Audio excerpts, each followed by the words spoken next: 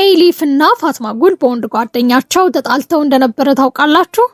በቃና ቴሌቪዥን ላይ ጥቁር ፍቅር፣ ፋትማ ጉል፣ ኩዚጉኒና የተከለከለ ፍቅር ላይ እውቅናንና ተወዳጅነትን ያተረፉት የቱርክ ተወዳጅ ተዋናዮች ከስክሪን ጀርባ ያላቸው ህይወት በውዝግብ ባልተጠበቀ ፍቾችና በሚስጥራዊ ታሪኮች የተሞላ ነው። ዛሬ የታላላቅ የቱርክ አክተሮችን ታሪክ እንፈትሻለን።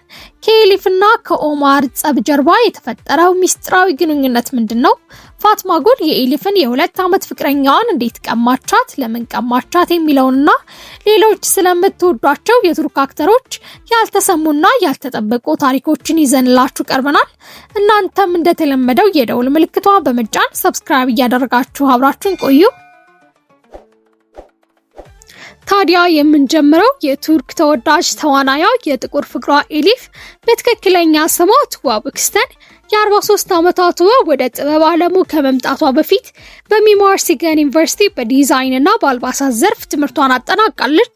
ወደ ትወና የመጣችው የማስታወቂያ ሞዴል በመሆን ሲሆን ጥቁር ፍቅር ኤሊፍና ስትሰራ በቱርክ ብቻ ሳይሆን በመላው ዓለም ተወዳጅነትን አትርፋለች።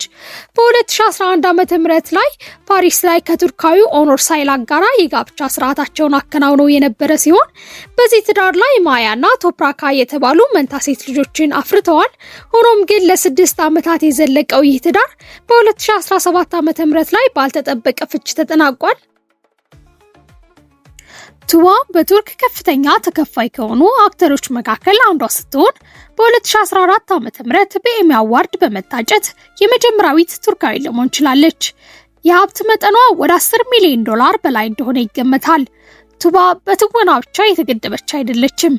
በትርፍ ጊዜዋ ስዕል መሳል ትወዳለች። እንዲያውም በዲዛይን ዘርፍ የተመረቀች በመሆኗ ለስዕል ልዩ ፍቅር አላት። ቱባ ቡክስተን በ2013 ዓ.ም ጀምሮ እስካሁን ድረስ በበርካታ ተወዳጅ የቴሌቪዥን ድራማዎችና የሲኒማ ፊልሞች ላይ ተሳትፋለች። እስካሁን ድረስ በአጠቃላይ ከ12 በላይ ትላልቅ የቴሌቪዥን ድራማዎችን ሰርታለች። በተጨማሪ ከ8 ገደማ የሚሆኑ የሲኒማ ፊልሞችን ለቱርክ ፊልም ኢንዱስትሪ አበርክታለች። ቱባ ተዋናይ ብቻ ሳትሆን ድምፃዊ መሆኗን ታውቃላችሁ? ይህች ባለ ብዙ ተሰጥኦ ቱባ ምንም እንኳን በሙያዋ ዘፋኝ ባትሆንም በ20 ደቂቃ ድራማ ላይ The Man in the Rain የተሰኘ ዘፈን ዘፍናለች። ድምጿ እጅግ ማራኪና ለስላሳ በመሆኑ ብዙዎች ወደ ሙዚቃ እንድትገባ ቢጠይቋትም እሷ ግን ለትወናና ለስዕል ቅድሚያ መስጠት እንደምትመርጥ ተናግራለች። በቱርክ ፊልም ኢንዱስትሪ ውስጥ ፕላስቲክ ሰርጀሪ ካልተሰሩ የቱርክ አክተሮች መካከል አንዷ ስትሆን ቱባ በፓሪስ ውስጥ ለብዙ ዓመታት የቆየች በመሆኗ የፈረንሳይ ቋንቋን አቀላጥፋ ትናገራለች። በተጨማሪም እንግሊዘኛን በሚገባ ስለምትችል በዓለም አቀፍ ደረጃ በሚደረጉ የፊልም ፌስቲቫሎች ላይ ያለምንም ማስተርጓሚ ቃለ መጠይቆችን ታደርጋለች። ቱባ የቬጀቴሪያን ተመጋቢ ስትሆን ስጋን ከምግብ ዝርዝሯ ውስጥ ካወጣች ዓመታት ተቆጥረዋል። በተጨማሪ ዮጋ መስራት የዕለት ተዕለት ቀን ተግባሯ ነው። በአሁኑ ሰዓት ከትወና ባሻገር በዩኒሴፍ የበጎ ፈቃድ አምባሳደር በመሆን በመላው ዓለም ያሉ ህፃናትን በመርዳት ላይ ትገኛለች። ታዲያ ከኦማር ጋር የጀመሩትን ድብቅ የፍቅር ግንኙነት ከማውራታችን በፊት ለዚህ ቻናል ያላችሁን አስተያየት ኮሜንት ሴክሽን ላይ አስቀምጡልን። ታዲያ ኦማር ወይም ኤንጂን ማን ነው? የጥቁር ፍቅር የጀርባ አጥንት የሆነው በኢትዮጵያ ሴቶች ዘንድ እጅግ ተወዳጅ የሆነው ኤንጂና ኮሬክ ወይም ኦማር ኤሊፍን የሚበልጣት በአንድ ዓመት ብቻ ሲሆን የ44 ዓመት ጎልማሳ ኤንጂን የተመረቀው በታሪክ ትምህርት ነው። ወደ ትወና የገባው በ2004 ዓ.ም የቱርክ ከዋክብት በተሰኘ የተሰጥኦ ውድድር ላይ አንደኛ ወጥቶ በማሸነፍ ነበር። ከዚያ በኋላ ፋትማ ጉል፣ ጥቁር ፍቅር የተሰኘ ድራማዎች ወደ ዓለም አቀፍ ዝነኝነት አምጥተውታል። በጥቁር ፍቅር ቀረጻ ውስጥ ኤንጂን ለ18 ሰዓት ይሰራ ነበር። በዚህም ምክንያት ከፍተኛ የጤና እክል ገጥሞት እንደነበርና ለተወሰነ ቀናት ቀረጻ ተቋርጦ እንደነበር ብዙዎች አያውቁም። በጥቁር ፍቅር ኤንጂንና ቱባ ከስክሪን ላይ ያላቸው ፍቅር እጅግ ተወዶ እነዚህማ በእውነተኛ ዓለምም አንድ ላይ መሆን አለባቸው ቢያስብልም ከቀረጻ ጀርባ ግን ኤንጂን በቱባ ላይ ከፍተኛ ቅሬታ እንደነበረው ይነገራል። በተለይም ኤንጂን እጅግ ጥንቁቅና ሰዓት አክባሪ በመሆኑ ቱባ ደግሞ በተደጋጋሚ ለቀረጻ ሰዓት አለመገኘቷ በመካከላቸው ትልቅ ጸብ እንዲፈጠር ምክንያት ሆኖ ነበር።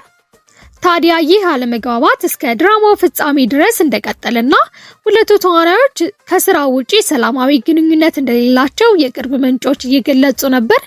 ኤንጂን ስለ ፍቅር ህይወቱ በይፋ ተናግሮ ባያውቅም ፓፓራዚዎች ግን ዝም አላሉትም። በጥቁር ፍቅር ቀረጻ ውስጥ ከሌላኛዋ ተዋናይ ቱባና ቱርካይ ጋራ የፍቅር ግንኙነት ነበረው የሚለው ወሬ የቱርክ ሚዲያ አናውጦት ነበረ። የሚገርመው ነገር ግን ኤንጂና ኮሬክ አብሯቸው ከሚሰሩት ተዋናዮች ጋራ ብዙ ጊዜ የፍቅር ወሬ ይወራበታል። በፋጥማ ጉል ጊዜ ከቤሪንሳት ጋራ፣ በጥቁር ፍቅር ጊዜ ደግሞ ከቱባ ጋራ የቱርክ ሚዲያ እስከሚያናውጥ ተወርቶበት ነበር። ነገር ግን ኤንጂን በአንድ ወቅት የሰጠው አስተያየት ተመልካቾችን አስገርሞ ነበር። በሰራውባቸው ፊልሞች አክል በገሃድ ህይወቴ እውነተኛ ፍቅርን ማግኘት ከብዶኛል ማለቱ ብዙ ጊዜ ለሚወዛገቡ አድናቂዎቹ የፍቅር ግንኙነት ውስጥ እንዳልሆነ ፍንጭ ሰጥቷል። ኤንጂን እስካሁን ድረስ 10 ድራማዎች የሰራ ሲሆን በሲኒማው ደግሞ 6 ፊልሞችን ሰርቷል። ኤንጂን በአሁኑ ወቅት ከቱርክ ካሉ ቱጃር ተዋናዮች መካከል አንዱ ነው። የሀብት መጠኑ እስከ $5 ሚሊዮን በላይ እንደሆነ ይገመታል። ኤንጂን ተዋናይ ብቻ ሳይሆን ዝምታ የተሰኘ አጫጭር መጽሐፍቶች ደራሲ ነው። ታዲያ ከመጽሐፍ የሚያገኘውን ገቢ ለእርዳታ ድርጅት ይለግሳል። በመቀጠልም የቱርክ ሲኒማ ንግስት ስለሆነችው ስለ ቤሪንሳት ወይም ስለ ፋጥማ ጉል እናወራለን። ቤሪንሳት የታወቀችበት ፋጥማ ጉል የተሰኘ ድራማ በቱርክ ብቻ ሳይሆን በዓለም አቀፍ ደረጃ ሰብአዊ መብት ንቅናቄን ፈጥሯል። ድራማው የሚያጠነጥነው ስለ መደፈር ሲሆን ፊልሙ መጀመሪያ ሲለቀቅ ቱርክ ውስጥ የሚኖሩ ወግ አጥባቂ ማህበረሰቦች የሀገራችንን ስም ያጠፋል የሚል ድራማው እንዲታገድ በፓርላማ እስከ ማስከልከል ደርሰው ነበረ። ነገር ግን ቤሪንሳት የብዙ ሴቶች እውነታ ነው በማለት አጥብቃ ተከራከረች። ድራማው በቱርክ ውስጥ ለሴቶች ጥቃት የሚሟገት የህግ ማሻሻያ እንዲፈጠር ትልቅ ተጽዕኖ ፈጠረ። ፋጥማ ጉል ቃለመጠይቅ ላይ እንደተናገረችው ፋጥማ ጉል ገጸ ባህሪን ስትጫወት ለወራት ሳይኮሎጂስት ጋራ ስትማከር እንደቆየችና በድራማው መጀመሪያ ላይ የሚታየው አሰቃቂ ጥቃት ስትቀረጽ ከፍተኛ የስነ ልቦና ድንጋጤ እንደደረሰባትና ለቀናት ሰው ጋር ተነጋግራ እንደማታውቅ ተናግራለች። ፋጥማ ጉልና ከሪም ያላቸው ፍቅር ልብ የሚነካ ቢሆንም ከካሜራ ጀርባ ግን እጅግ የሚከባበሩ ጓደኛ ማቾች ብቻ ናቸው። ቤሪን የተወለደችው በቱርክ መዲና አንካራ ውስጥ ነው። በትምህርቷ እጅግ ጎበዝ የነበረችው ቤሪንሳት በባሽከን ዩኒቨርሲቲ በቢዝነስ አስተዳደር ትምህርቷን ስትከታተል በነበረችበት ጊዜ ነው ወደ ትወናው ዓለም የገባችው። በስተመጨረሻ መግቢያችን ላይ ወደ ነገርናችሁ ሚስጥር ይዘናችሁ እንዝለቅ። በኤሊፍና በፋጥማ ጉል ወይም በትክክለኛ ስማቸው ቱባና ቤሪንሳት ለብዙ ዓመታት የዘለቀው ይህ ቀዝቃዛ ጦርነት ለረጅም ጊዜ የቱርክ ሚዲያ መነጋገሪያ ሆኖ ቆይቶ ነበር። ለዚህ ጠባቸው ዋነኛ ምክንያት ተዋናይ ቡለንት ታናል ሲሆን በሁለቱ ኮከቦች ጋር የነበረው ተከታታይ የፍቅር ግንኙነት በጋዜጠኞችና በሚዲያ አይኖች ውስጥ የቀድሞ ፍቅረኛዬን ቀማችኝ የሚል አይነት ትርክት እንዲፈጥር ከፍተኛ አስተዋጽኦ ነበረው። ቡለንት መጀመሪያ ከቱባ ቡክስተን ጋራ ለ2 ዓመት የቆየ ፍቅር ነበረው። ሆኖም ግን ከቱባ ጋራ እንደተለያየ ወዲያውኑ ሳይቆይ ከቤሪን ጋራ አዲስ ፍቅር ግንኙነት ጀመረ። ታዲያ ይህ ነበር በሁለቱ ተዋናዮች ትልቅ ክፍተት እንዲፈጥርና አንድ ቦታ ላይ ለመገኘት እንዳይችሉ አድርጓቸው ነበረ።